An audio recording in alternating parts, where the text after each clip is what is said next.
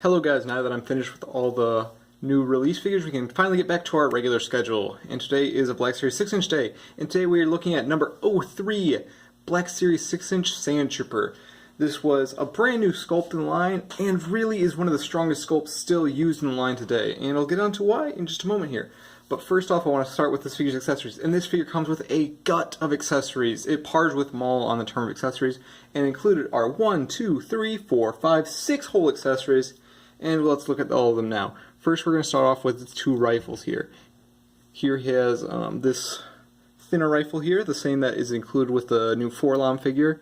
And I've always really seen it as a 4-LOM rifle since I've grown up with 4-LOM figures, so I just recognize it from that.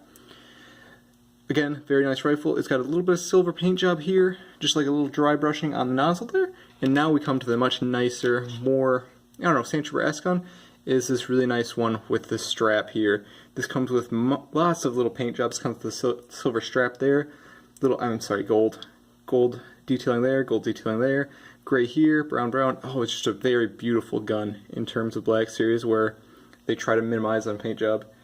So yeah, and as you can see here with the thing, it can hold from his shoulder, which, I mean, I'm not showing it off too well, but it easily goes on, easily comes back off. A very great weapon. And finally, we have the standard Sandtrooper rifle, which we've seen time and time again with all releases beyond this. Han Solo, Luke Skywalker, both their Stormtrooper versions, on and on and on and on.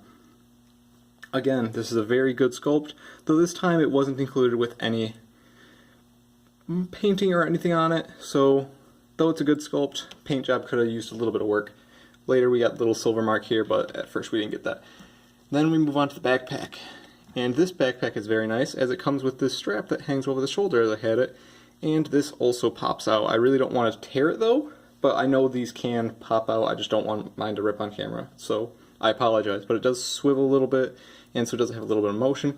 And as we can see on the backpack, a lot of nice paint jobs on there. I would have wished for a little dry brushing over the rest of it, but for a first wave figure, this does really well. And finally, our last accessory is this Pauldron here, which is really the most unique thing about this figure. And we'll remove it here. As you can see, just head pops off and slides off the shoulder. And there we have our orange Pauldron. Paint job's decent, nothing really too much going on with it, but still good nonetheless. And now let us look at the figure itself. So I can get him to stand here. Jeez. This figure is a beauty. From the helmet down to the toes, the sculpt is really well done, and it shows that the creators really wanted to make a great Sandtrooper. We see the accurate knee detailing, we see the accurate belt with the correct side pouches rather than the black blob ones. Really, really good stuff. And my favorite part about it is this helmet sculpt, which I can show off here. It really is just perfect. It screams Stormtrooper. It's got a good sizing to it. Though I will say that this figure does not look perfectly like the on-screen Sandtroopers. The torso is a bit small compared to how the people in armor looked, as are the thighs. But I think Hasbro took a conscious decision to make this figure look more like an army in space rather than the men in suits in the 70s.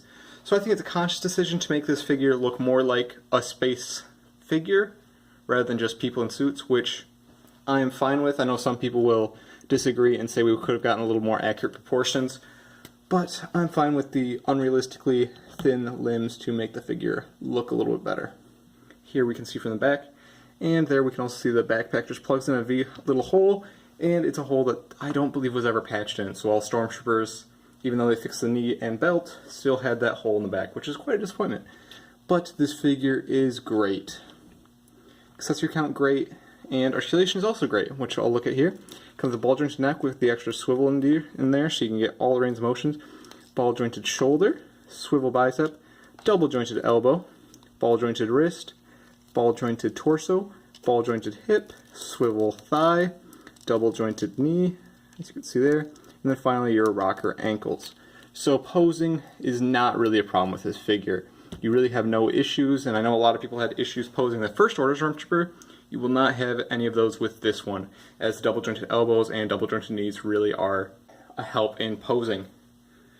So overall, this figure knocks out of the park in all but one degree, and that one last degree is the paint job. This paint job looks as though somebody went and dry brushed, well, not dry brushed, but put a wash of sand and dirt on him.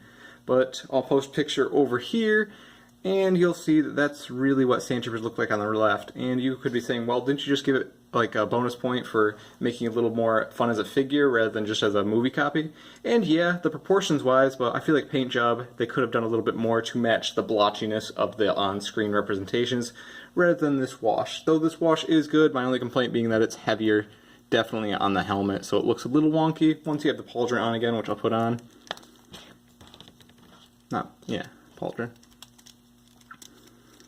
As you can see, it adds a little bit of a divisor between the helmet and the rest of the body, so it's a little harder to tell difference between the body paint and the torso and the head paint. But beyond the weathering, everything else is really well done. Most of your pegs are good. The only ones I would complain about are the ones down here on the ankles, which should have been cast in black, but all the other pegs are really well done. All the joints are cast in the right color. So casting's almost amazing. But paint job is really the thing that only fails, but it really doesn't fail this figure much. Painting is the only reason I'm going to take this figure down any points at all, and overall I'm going to give this figure 9.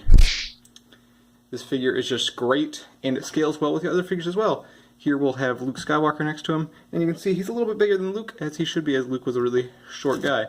So scale great, paint great, articulation great, accessories great, and really, it's just probably one of the best figures in the Black Series yet. All the derivative Sandtroopers are also very amazing.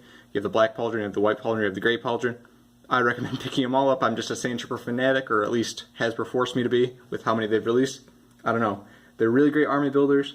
It's a really great figure. I don't say the orange Pauldron is a necessity, as he's the most expensive one, but pick them up if you see them. Thank you for watching.